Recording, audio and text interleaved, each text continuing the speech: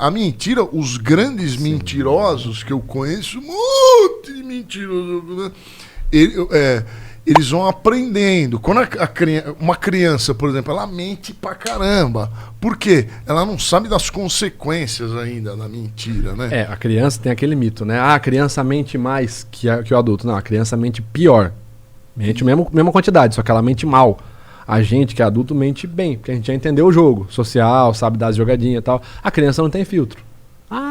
Cara, uma vez no aniversário, olha que loucura. Minha mãe é fogo, né? A minha mãe não gostava de um primo meu, porque ele era meio porra louca e tal. E ela falou assim, nossa, aquele seu primo, ele tem pacto com o demônio, ele ouve rock, olha as ideias. E um dia no aniversário, eu não lembro de que ele tava enchendo o saco da molecada, ele era mais velho. Ele pegou, acho que o bexigão e tal. E eu chorando falei, bem que a minha mãe, no meio de todo mundo, bem que a minha mãe falou que você tem parte com o demônio. E tipo, todas as tias na festa ali e tal. Aí minha mãe fez o quê como boa adulta?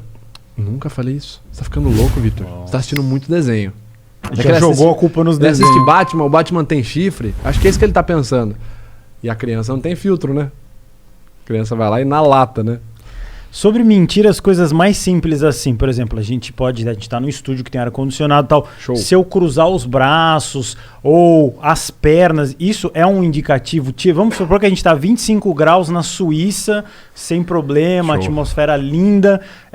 Porque a gente vê muita coisa esotérica ou livros simples que falam isso. Você não quer ouvir o que eu estou falando. Por exemplo, o Lorde, há uns 2 minutos atrás, você tava falando, ele tava com o braço cruzado. Mas tem um ar-condicionado. Tô me coçando. Então Contexto. você tá com urticária. Mas assim, dá pra levar a sério? Isso é uma linguagem tipo de almanaque, assim, que ninguém pode levar a sério? Expressões mínimas. Você vai falar pra mim, guru, teu podcast é ruim. Aí eu já... fechou o braço. Cara, vamos lá. Primeiro, eu faço questão de falar isso em qualquer lugar. Isso que eu vou falar agora é horrível pra vender curso. Tanto é que muita gente que vende curso de linguagem corporal me odeia, mas a frase é: não existe sinal da mentira. Não existe um único sinal que automaticamente traduza. Fulano mentiu porque ele fez aquilo. Não existe. É bem complexo. O que existe é uma análise de clusters. Cluster é um conjunto de sinais que tem um valor. Eu vou ter um cluster positivo e um cluster negativo. Se eu tiver um material de 10 minutos, um cara sendo interrogado por 10 minutos, em 10 minutos ele apresentou, sei lá, 35 clusters negativos, eu falo com 100% de comportamento desonesto. Ele apresentou aqui e tal. E isso eu vou analisar o contexto, como você bem falou, cara, você tem um ar-condicionado. Quer ver um negócio? A pessoa hesitou antes de falar. Sim. Eu hesito o tempo inteiro. Nossa, a pessoa tá gagueja mentindo? o tempo inteiro. E quem tem gagueira? Sim. Entendeu? E a pessoa que gagueja? Mas é o tempo todo, né? É diferente, porque às vezes você tá, sei lá, você vai dar uma entrevista no Danilo Gentili. Você pode ficar um pouco mais nervoso do que dar uma entrevista para um canal do YouTube de 1 inscrito. Aí você vai começar a falar, ninguém tá vendo mesmo, tiriri, tororó. É normal. Mas o Lorde, ele tem a característica de sempre, então isso não entraria como Isso entra como linha de base dele. Mas olha que interessante, você já viu, toda vez que eu vou passar um cartão, a fulana pergunta, crédito ou débito? Eu demoro para responder essa pergunta. Nota Fiscal Paulista é 3 minutos para responder. Também demoro. Agora, fala para ele tocar 15 músicas clássicas sem ler a partitura. Ele toca. Não, mas então... Mas aí também tem a memória motor, tem muita coisa aí. É outra memória, outro tipo de memória. Essa memória de respostas óbvias, que se eu te perguntar agora, Nota Fiscal Paulista, o que você fala? Não.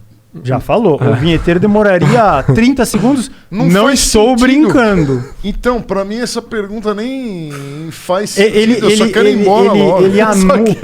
Ele anula? O que é isso? Assim, se você fosse fazer um estudo, a pessoa anula as respostas óbvias, que são respostas absolutamente recorrentes. Vamos lá. Nota fiscal, você quer, não quer? Ele vai falar que eu sou retardado. Não, vamos lá. Pode falar, ia ser bom.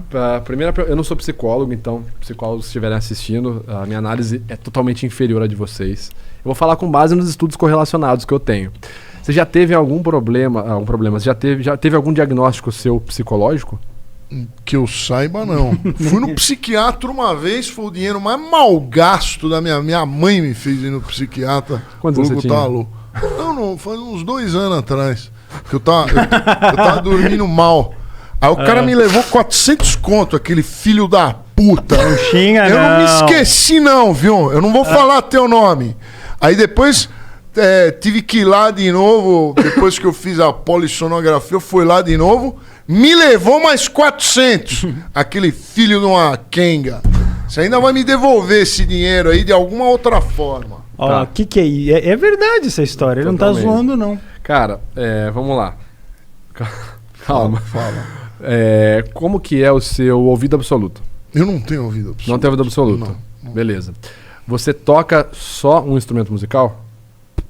Direito, mas tem facilidade pra tocar qualquer coisa. Outros mais ou menos. Mas consegue, se você pegar um... Como que é aquele lá que bate, cara? Toca. Bateria, xilofone, bateria. Então o que pode ser, ok? Pode ser que você tenha um desenvolvimento motor muito maior no seu cérebro, anatomicamente falando, do que uma região voltada para memórias de longo prazo, entendeu?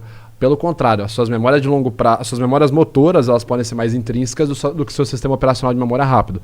Parece o cérebro do cara é o computador, né? Sistema operacional de memória rápido. Mas, por exemplo, memória de curto prazo. A senha do nosso prato aqui do sushi fica na fila aí. A senha é 537, beleza, 537. Vai ficar um tempo, eu vou esquecer, porque depois que eu peguei o prato, acabou, é curto prazo, ela tem aquela função específica. Aham. Isso. Talvez você tenha um problema assim, uma dificuldade, uma variação ali na sua interpretação social, ok? Por que eu falo isso? Porque o cérebro, ele, de certa forma, ele é finito em alguns recursos. Então, se eu tenho uma parte mais forte, em teoria, né, o cérebro ele consegue fazer conexões de qualquer forma, mas se eu tenho muita facilidade para uma área, por exemplo, execução musical, se eu tenho uma facilidade motora muito grande, se eu consigo encontrar padrões musicais, eu posso acabar ficando defasado em outras áreas. Você consegue entender? Gasta, então o cérebro gasta. Em teoria. A turma diz que o cérebro é infinito, então é uma mentira isso. O cérebro ele é infinitamente adaptável.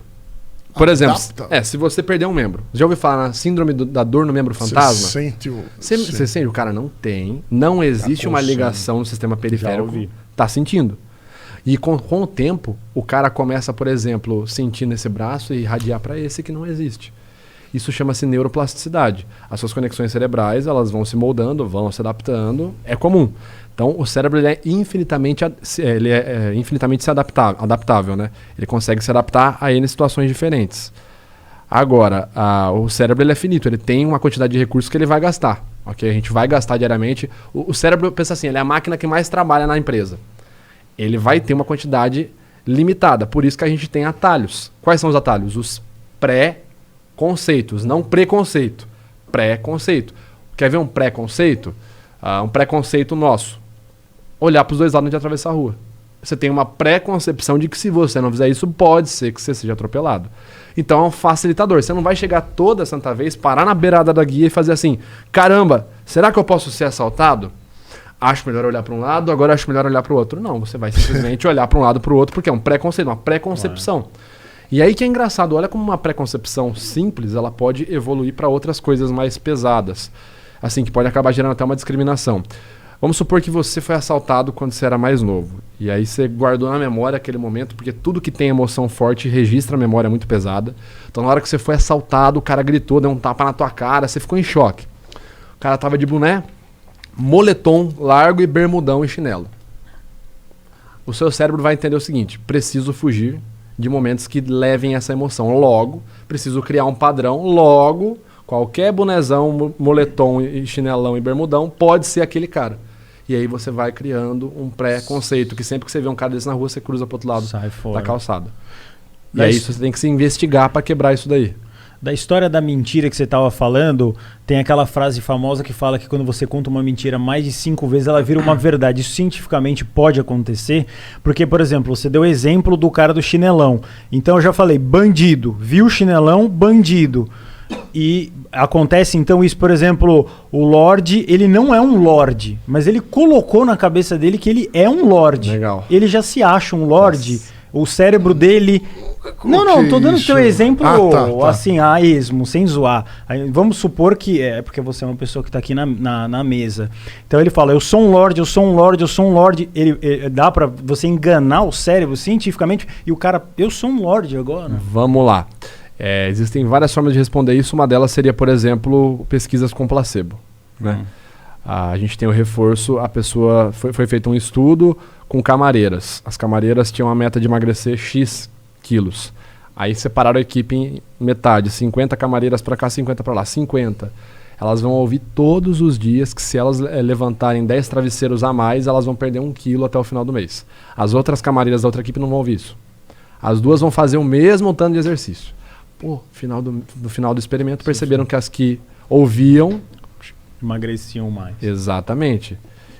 É uma mentira que pode virar uma verdade, que pode impulsionar um trabalho maior. E ao mesmo tempo, você tem evidências contrárias, porque você gera uma impressão. Vamos supor, essa é uma história que eu sempre conto. Vamos supor que eu quero mentir, por qualquer motivo que seja, que eu tenho uma Ferrari. Ah, eu tenho uma Ferrari. Tenho uma Ferrari. E aí eu pensei, cara, eu falei a vida inteira que eu tenho uma Ferrari. Até que eu falei agora, não dei nenhum sinal de mentira. Tenho uma Ferrari. Eu vou gerar uma impressão. Então eu vou pensar na Ferrari, eu já vi uma Ferrari. Eu nunca andei numa Ferrari. Então eu tenho uma impressão, só que eu tenho uma impressão. Se eu for pensar em conexão cerebral, quanto mais uma informação passa, uma informação eletroquímica, que é uma informação cerebral, ela passa de uma sinapse para outra, ela vai fortalecer a bainha de mielina, daquela comunicação sináptica. Se eu passo aquela informação várias vezes, em teoria, a bainha de mielina vai ficando mais grossa. Então é uma impressão muito forte. Consequentemente, eu não vou hesitar para concluir ela. Agora, como que a gente quebra isso no processo de investigação? O cara tem uma impressão. Como eu falei, eu tenho a impressão da Ferrari, vejo como é. Nunca andei. Você vai fazer uma investigação paralela sobre tudo que gira em torno daquilo. Por isso que um bom interrogador ele tem que ser inteligente e ele tem que ter conhecimento do que está sendo investigado. Porque se a pessoa fala uma coisa e você não entende nada daquele assunto, como que você vai saber se ela está mentindo ou não? Então eu falo para você, eu tenho uma Ferrari. E você tem uma Ferrari. Você fala, caramba, qual que é o modelo? Aí travou. É aquela F430 Spider. Ah, o cara já viu uma da Hot Wheels. Ah, e como que é o couro dela? Ah, cara, é legal. Ah, não, sabe por que eu perguntei? Porque não tem mais couro na Ferrari desde 90. Entendeu? Você pode ir. Exatamente, porque o cara tem uma impressão. E quando o cara tem uma impressão, se você for pro paralelo, ele vai sair daquilo. Então eu tô aqui, eu tenho uma Ferrari, vermelha. E quando a primeira vez que você andou, como que era o cheiro? Descreve pra mim o cheiro do banco. Que eu já mudei. O banco... Já mudei, cara. Eu tava aqui firme. A hora que você foi pra uma paralela, uma ramificação que eu não tenho, porque eu não gerei essa impressão, eu me entrego.